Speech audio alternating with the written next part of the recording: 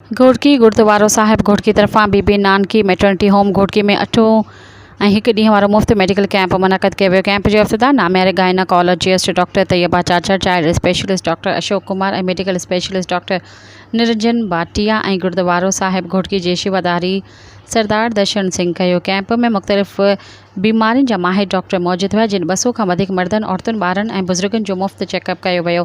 खेनि ज़रूरी दवाऊं बि ॾिनियूं वयूं। इन मौक़े ते मीडिया सां ॻाल्हाईंदे गुरुद्वारो साहिब घोड़की जी शेवाधारी सरदार दर्शन सिंह चयो त अॼु गुरु नानक साहिब जी कृपा सां बेबे नानकी मैटरनिटी होम घोड़की में 8 फ्री मेडिकल कैंप लॻी आहे, जंहिंमां इन इलाइक़े जे घोड़की जे आसपास हर माण्हू बिना कंहिं ज़ात पात जे फ़ाइदो वरितो आहे।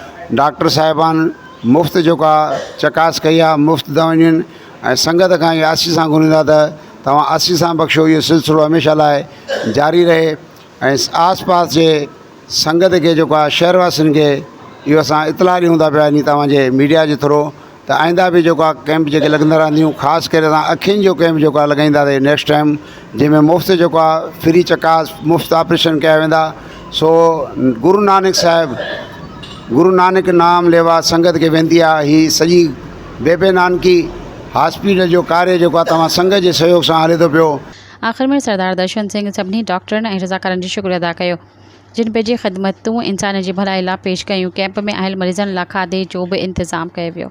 सब्सक्राइब कयो अवामी न्यूज़ HD खे ऐं ताज़ा तरीन ख़बरुनि लाइ ॾिसंदा रहो अवामी न्यूज़ HD।